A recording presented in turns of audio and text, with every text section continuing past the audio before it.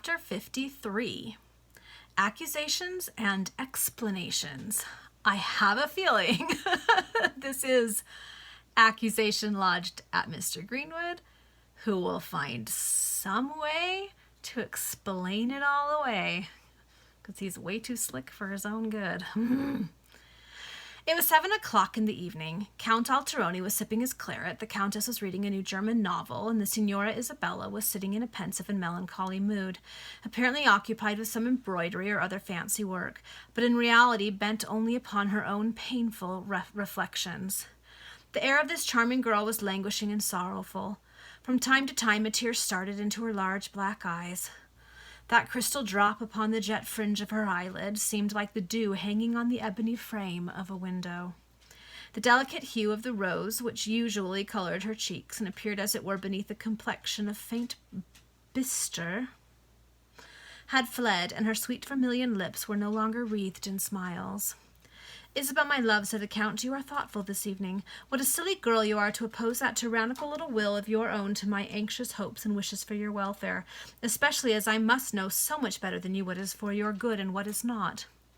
"I think," answered Isabella with a deep sigh, "that I oppose no tyrannical will of your lordship's commands."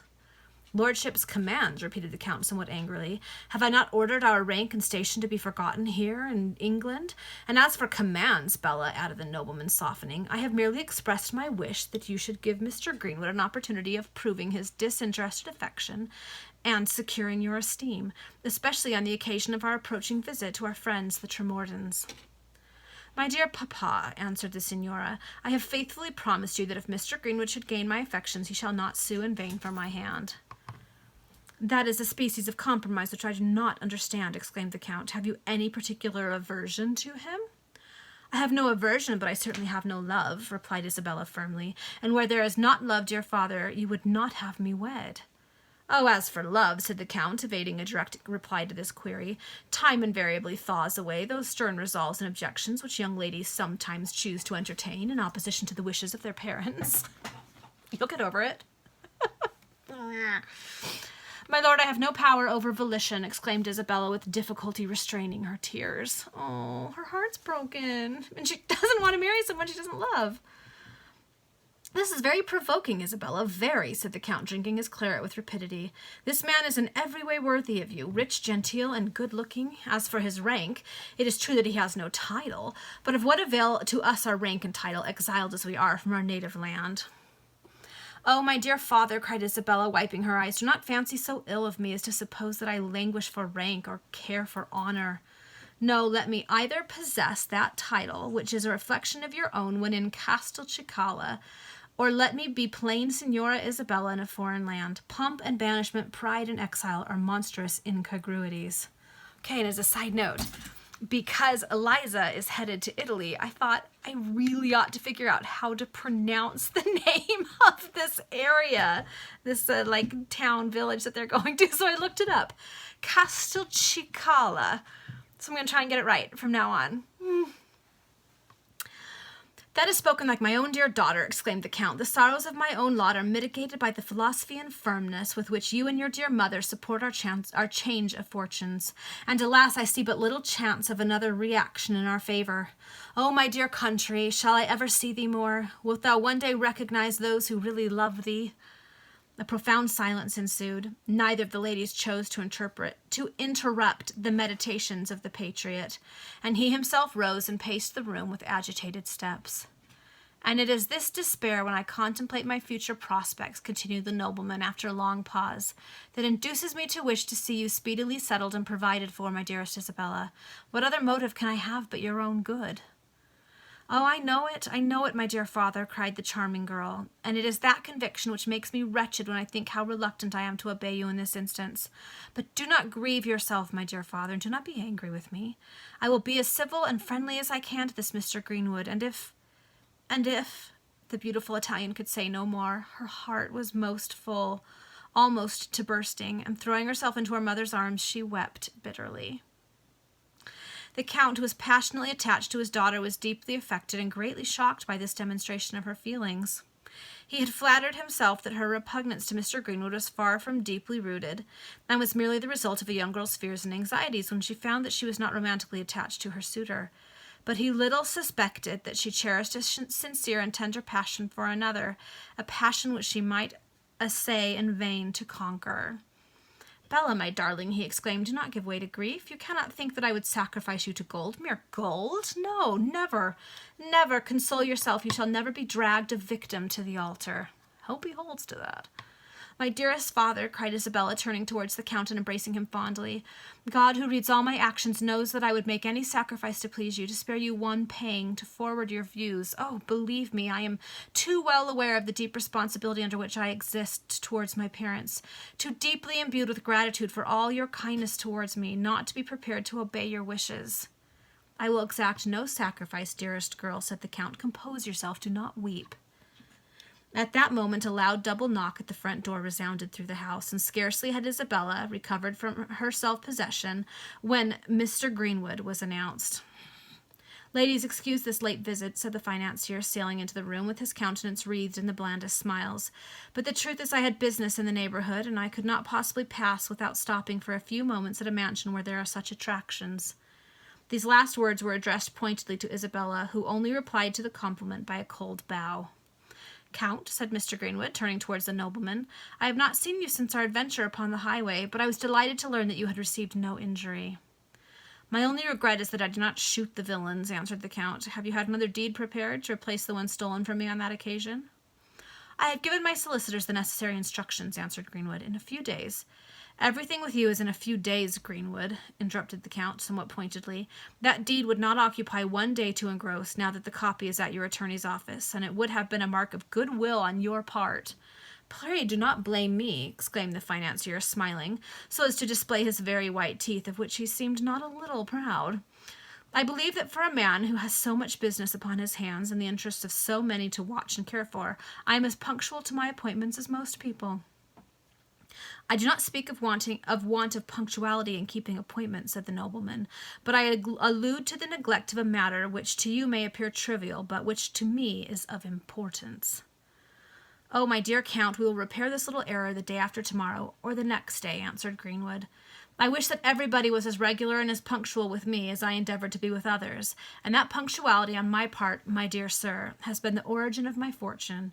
I do not like to speak of myself, ladies, I hate egotism, but really," he added with another smile, "when one is attacked, you know—" At that moment a domestic entered the room and handed a letter to the Countess, who immediately opened it, glanced toward the signature, and exclaimed almost involuntarily, "From Richard Markham!" "Richard Markham!" cried Mr. Greenwood. "I thought I understood you that gentleman has ceased to visit or correspond with you." "So I said, and so I shall maintain," exclaimed the Count. "My dear, we will return that letter without reading it." "But I have already commenced the perusal of it," said the Countess, without taking her eyes off the paper, and— "Then read no more," cried the Count angrily. "Excuse me, I shall read it all," answered the Countess significantly, "and so will you." "All right." "What means this?" said the Count. "Have I lost all authority in my own house?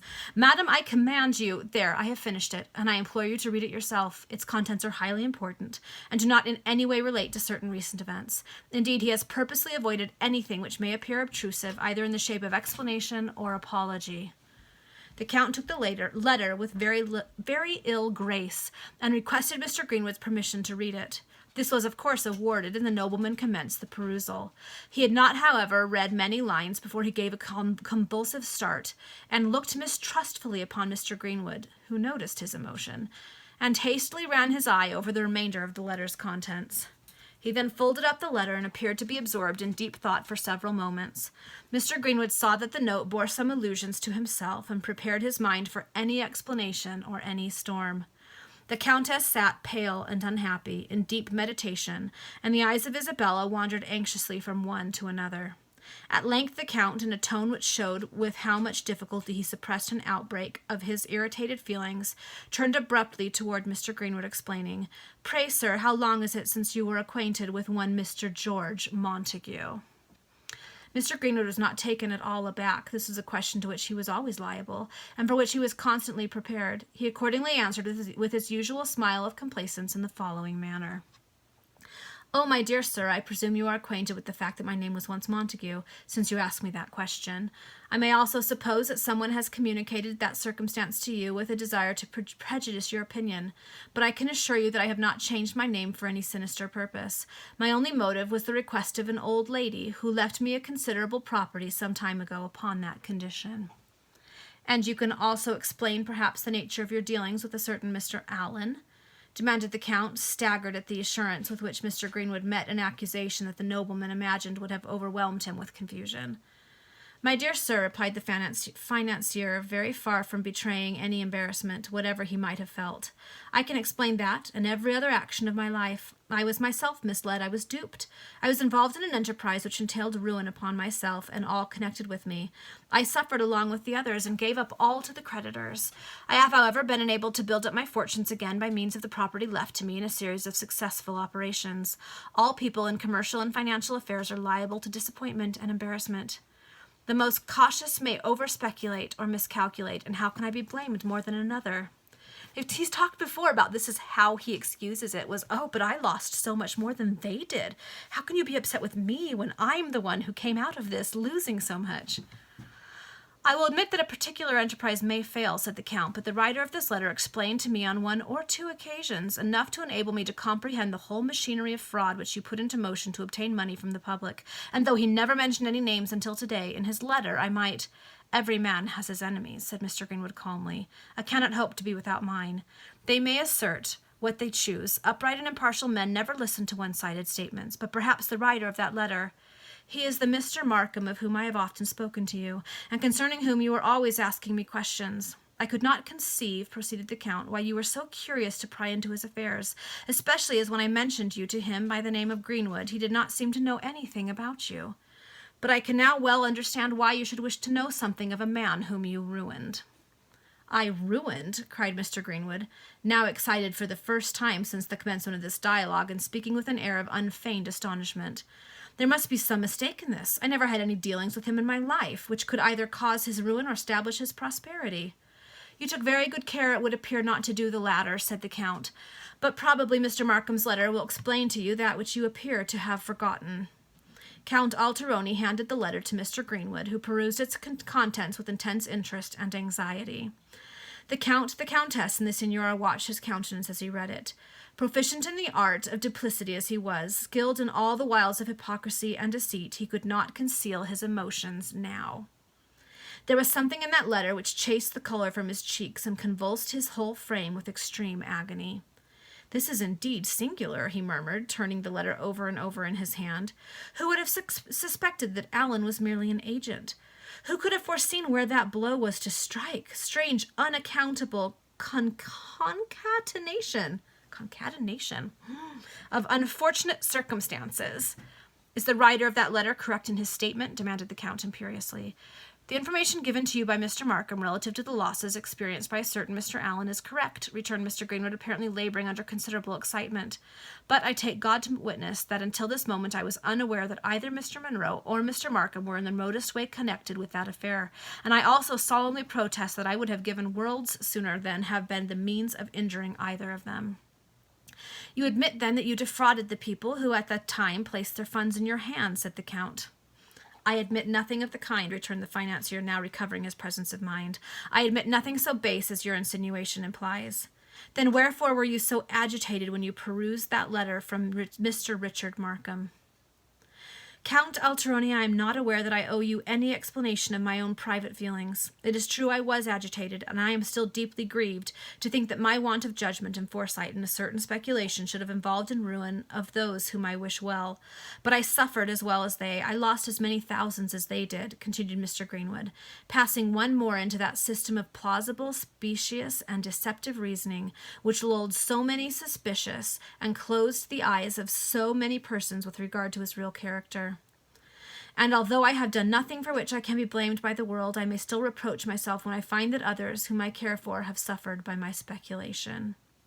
The Count was staggered at this expression, an honorable manifestation of feeling on the part of one whom he had a few minutes ago begun to look upon as a selfish adventurer, callous to all humane emotions and philanthropic sentiments. Yeah, that's what you should move forward with, Count, not what he's telling you to think. Just FYI. Mr. Greenwood continued, when that unfortunate speculation of mine took place, I was not so experienced in the sinuosities of the commercial and financial worlds as I am now. I lost my all, and poverty stared me in the face. Mr. Greenwood's voice faltered, although he was now once more uttering a tissue of falsehoods. But by dint of some good fortune and much hard toil and unwearied application to business, I retrieved my circumstances. Now answer me candidly, Count Alteroni. Is there anything dishonorable in my career? Will you judge a man upon an ex parte statement? Is not one story very good until another be told? Why, if all persons viewed their affairs constantly in the same light, would there be any business for the civil tribunals? Do not plaintiff and defendant invariably survey the point at issue between them under discrepant aspects? If they did not, wherefore do they go to law? You may allow Mr. Markham and Mr. Monroe to entertain their views. You will also permit me to enjoy mine. Mr. Greenwood, said the Count, I am afraid I have been too severe, nay, even rude in my observations. You will forgive me. How ironic is it that he has let Greenwood offer an ongoing explanation of how he's actually innocent when he didn't let Richard do anything of the sort, but listened to a man who had just broken into his house rather than listen to Richard. And now he's listening to Mr. Greenwood rather than listen to Richard. Ugh. My dear sir, say not another word, said the financier, chuckling inwardly at the triumphant victory with which he had thus gained over the suspicions of the Italian nobleman. At that moment a servant entered the room and informed Count Alteroni that the Earl of Warrington was in the drawing-room and requested an interview at which his lordship would not detain the Count above 10 minutes. The Count, having desired Mr. Greenwood not to depart until his return, and apologizing for his temporary absence, proceeded to the drawing-room where the Earl of Warrington awaited him. Okay, come on, Earl of Warrington. Somehow let him know that Mr. Greenwood was behind this, too. Ugh. The Earl rose when the Count entered the apartment, and that proud, wealthy, and high-born English peer wore an air of profound respect and deference as he returned the salutation of the Italian exile. Your lordship, said the Earl, will, I hope, pardon this intrusion at so unseemly an hour. The Earl of Warrington is always welcome, interrupted Count Alteroni, and if I cannot give him so princely a reception in England as I was proud to do in Italy, it is my means and not my will which is the cause. My lord, I beseech you not to allude to any discrepancy in that respect, a discrepancy which I can regret for your lordship only and not for myself, said the Earl. Indeed, I am so far selfish on the present occasion that I am come to ask a favor. Name the matter in which my poor service can avail your lordship, returned the Count, and I pledge myself in advance to meet your wishes. My lord, said the Earl of Warrington, I must inform your lordship that I am somewhat interested in a cousin of mine of the name of Eliza Sidney. This lady loved a man who was unworthy of her, a wretch whose pursuits are villainy, who enriches himself at the expense of the unwary and confiding. The heartless scoundrel to whom I allude, and the full measure of whose infamy was only exposed to me this day, has endeavored to possess himself of the person of Eliza in a manner the most atrocious and cowardly. My lord, he employed a confederate to administer soporific drugs to her, but Providence moved that confederate's heart and frustrated the scheme. Okay, come on, mention his name. And can such conduct go unpunished in this land of excellent laws and unerring justice? Inquired the Count. Ah, my lord, replied the Earl, this man is possessed of great wealth and consequently of great influence, for in England money is power.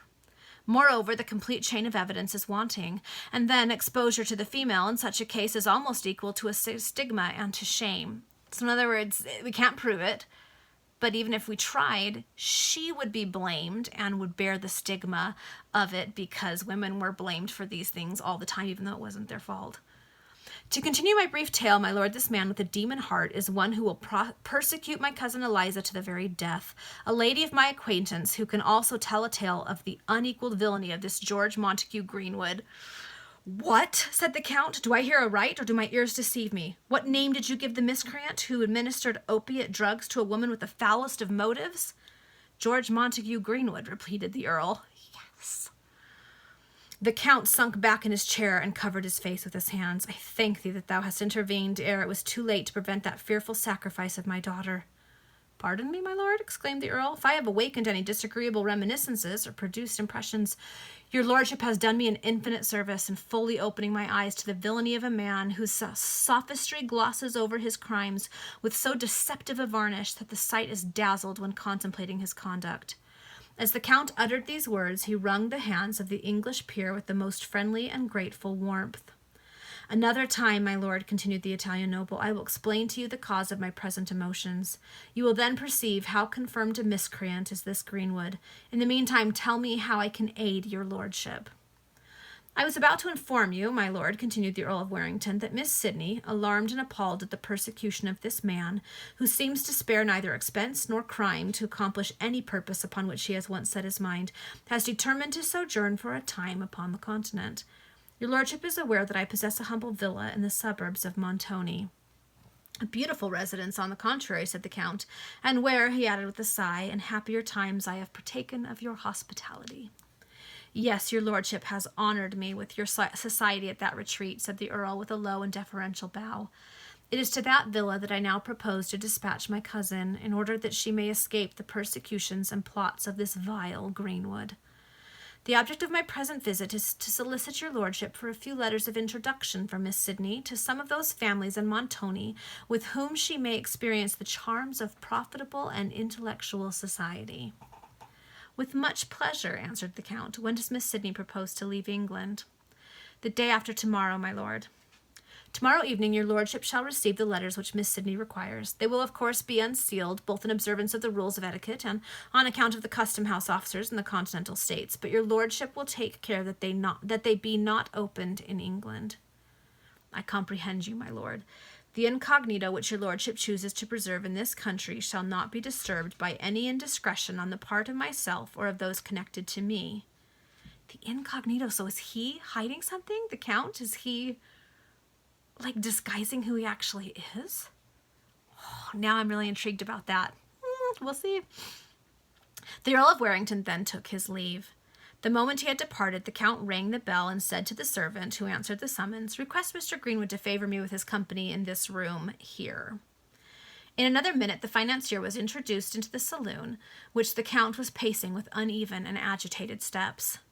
"Mr. Greenwood," said the Italian nobleman, "I think you recollect the subject of our conversation when I was called away by the visit of the Earl of Warrington." "Perfectly," answered the financier, who perceived that there was again something wrong. "I remember that you made many accusations against me, all of which I most satisfactorily explained, insomuch that you very handsomely apologized for the severity of your language." "Then, sir," continued the Count, with difficulty restraining his impatience while Mr. Greenwood thus delivered himself, "if you be really such an honourable and such an injured man as you would represent, and if you really grieved when you hear that a fellow creature has been ruined by the failure of your speculation, have the kindness to return to me the money which I have confided to you, and I shall be inclined to think of you as you choose to think of yourself. To tell the truth, I am already sick of the uncertainty of speculation, and I would rather withdraw from the enterprise altogether." "Really, my dear sir," said Mr. Greenwood, "this demand is so irregular, so exceedingly unbusinesslike." "We will not place it upon the footing of business, sir," interrupted the Count emphatically. "We will place it upon the basis of honor." "Honor and business with me, my dear sir, are synonymous," said the financier with a smile. Oh, he's so slick, I hate it. "So much the better," said the Count. "I see that we shall not dispute over this matter. The whole is summed up in a few words. Return me the money I have placed in your hands." "These things cannot be done in a hurry, my dear sir," said Mr. Greenwood, playing with a very handsome gold guard chain, which fastened over his waistcoat. "Either you have made away with my money, or you have it in your possession still," exclaimed the Count. "If you have it, give me a cheque upon your banker for the amount. If you have placed it out at interest, give me security." "I must observe to you that the whole proceeding is most irregular," said Mr. Greenwood, "and the business requires mature reflection. Moreover, all my funds are locked up for the moment."